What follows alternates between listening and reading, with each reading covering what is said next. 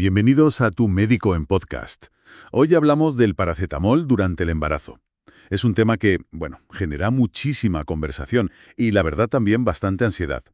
Por un lado se considera como el analgésico de referencia, el más seguro, pero claro, por otro, circulan titulares, estudios que sugieren una posible conexión con trastornos como el autismo o el TDAH.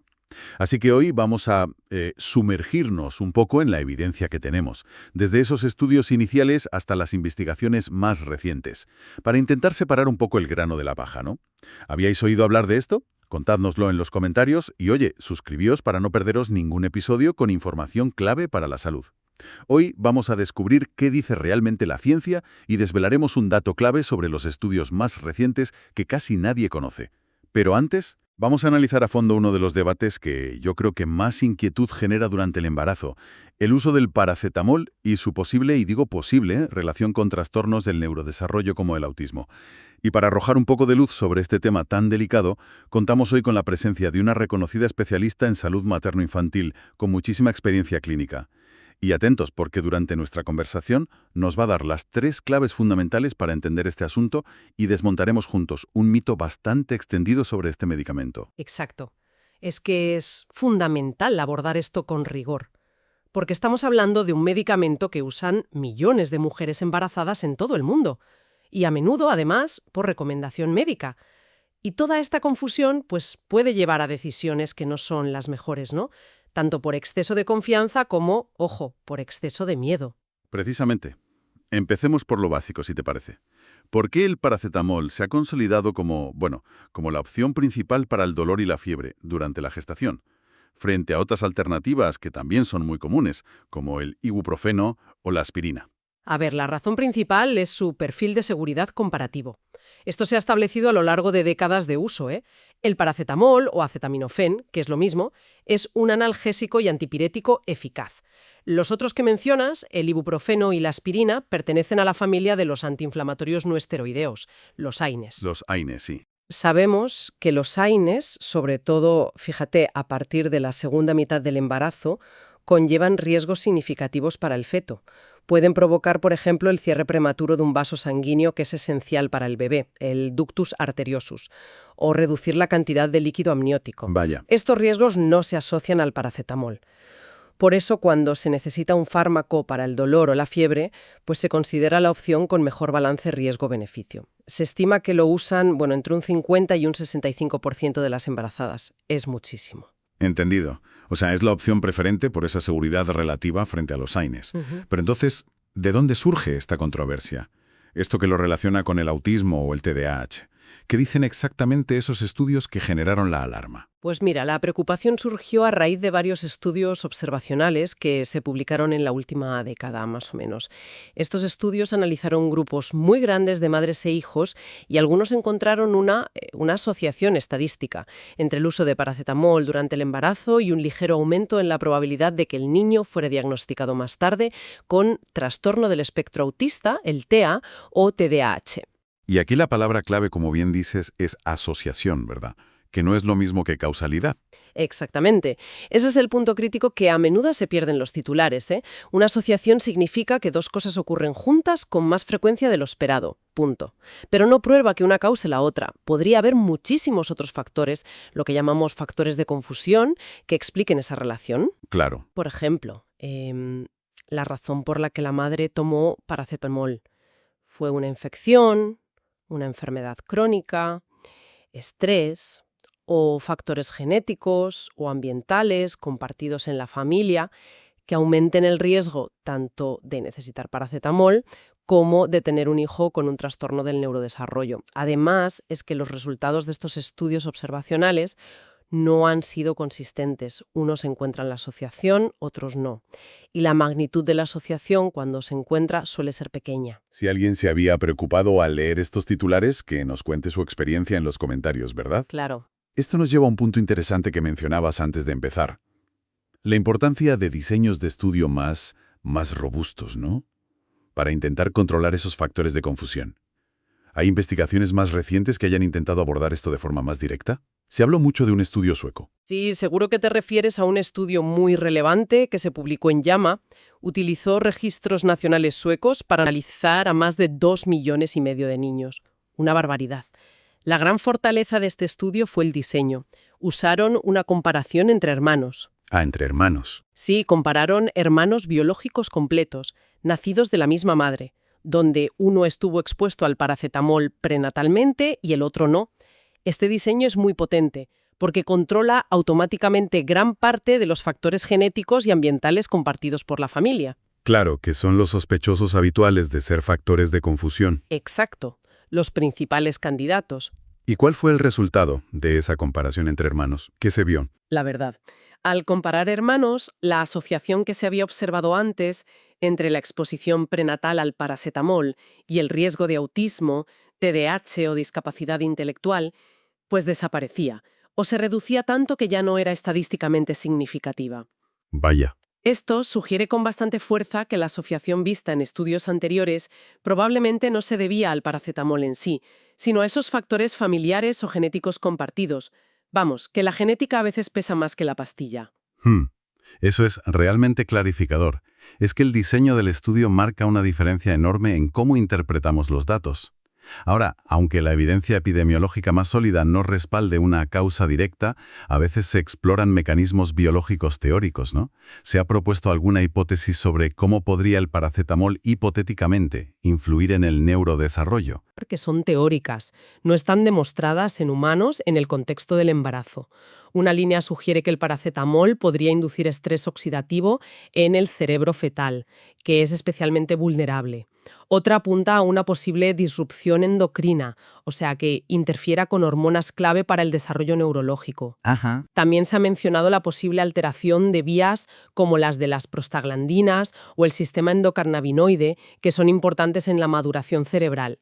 Pero, insisto, son mecanismos plausibles si existiera un efecto, pero no son prueba de que ese efecto exista a las dosis y pautas habituales en humanos. La evidencia epidemiológica robusta, como el estudio de hermanos, pues no apoya estas hipótesis como una causa significativa de TEA o TDAH. Entendido. Son hipótesis teóricas que no se sustentan por ahora con la evidencia clínica más fuerte. Ujú.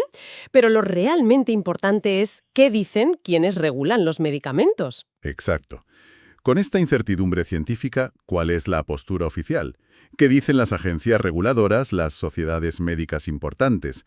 La Agencia Europea del Medicamento, la FDA americana, la OMS. Pues aquí hay un consenso bastante claro a nivel mundial, ¿eh?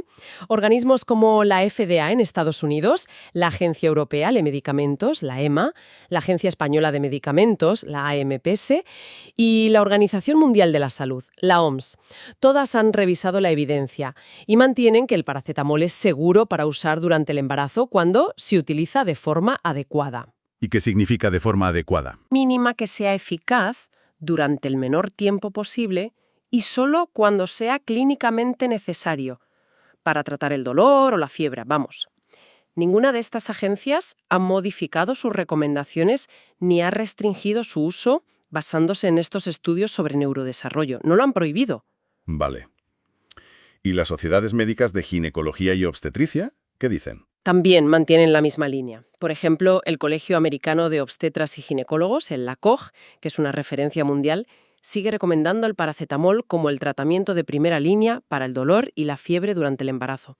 Consideran que los beneficios de tratar estas condiciones superan los riesgos potenciales, que hoy por hoy no están demostrados de forma concluyente. El mensaje es de prudencia en el uso, como con cualquier medicamento en el embarazo, pero no de alarma ni de prohibición. Seguro sí, pero con cabeza y consejo médico. Esto choca bastante con parte del ruido mediático e incluso político que ha habido, ¿no?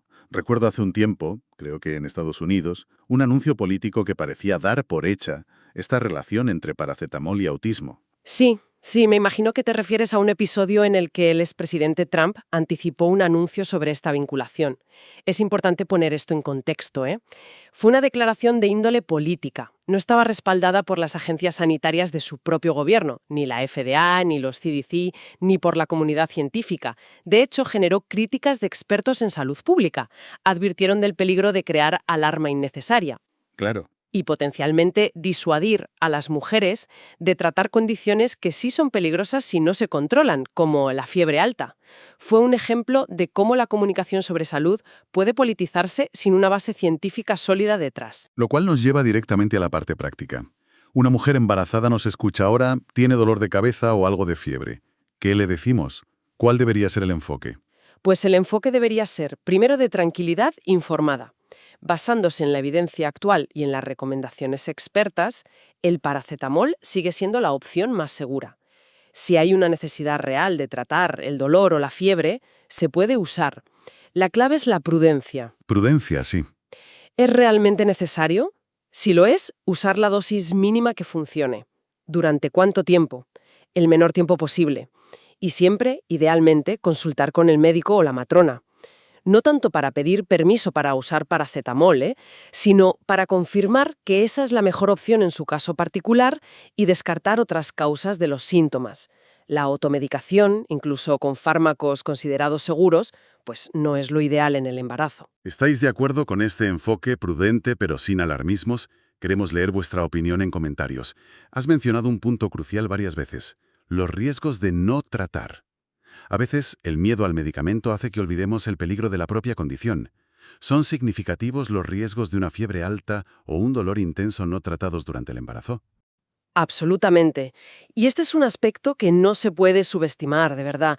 La fiebre alta, especialmente durante el primer trimestre, sí se ha asociado de forma consistente con un mayor riesgo de ciertos defectos congénitos y problemas en el desarrollo neurológico. O sea, la fiebre en sí es un riesgo. Claro.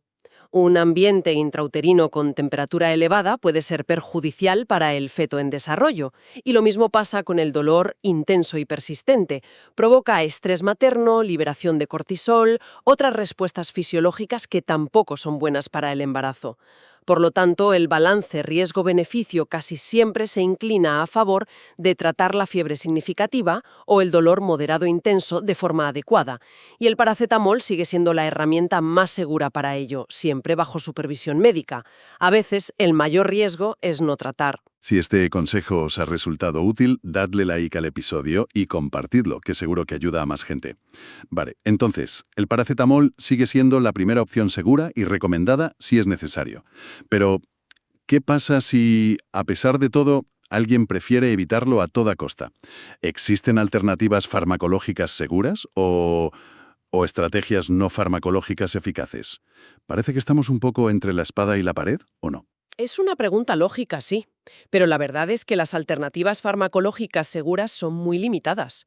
Como ya comentamos, los AINES, ibuprofeno, aspirina, están generalmente contraindicados, sobre todo en la segunda mitad del embarazo. Claro. Analgésicos más potentes, como los opioides, se reservan para situaciones muy específicas y bajo control médico estricto por sus propios riesgos, de dependencia, efectos en el recién nacido.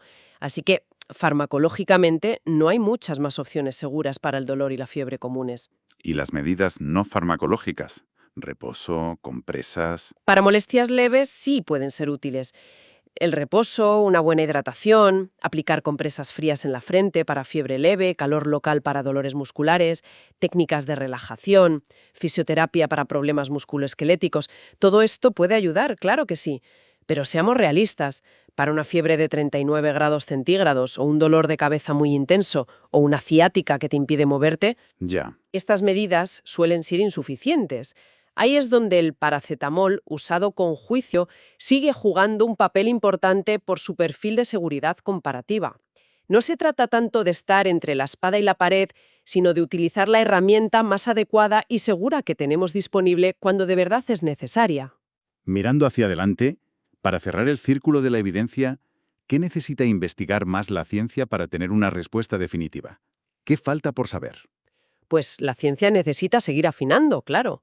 Hacen falta más estudios prospectivos bien diseñados, que sigan a grandes grupos de mujeres desde el inicio del embarazo, recogiendo información muy detallada sobre el uso de paracetamol, dosis, frecuencia, en qué trimestre, y evaluando a los niños a largo plazo, con herramientas estandarizadas. Medir mejor la exposición, quizás. Exacto.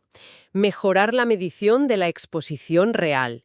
En lugar de depender solo de la memoria materna, que a veces falla, investigar biomarcadores de exposición en muestras biológicas, sangre de cordón, meconio, pelo, y, fundamentalmente, profundizar en la interacción entre la genética materna y fetal, el ambiente y la posible susceptibilidad individual, tanto al fármaco como a los propios trastornos del neurodesarrollo.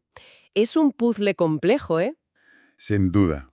Entonces, bueno, recapitulando un poco las ideas clave de nuestro análisis de hoy.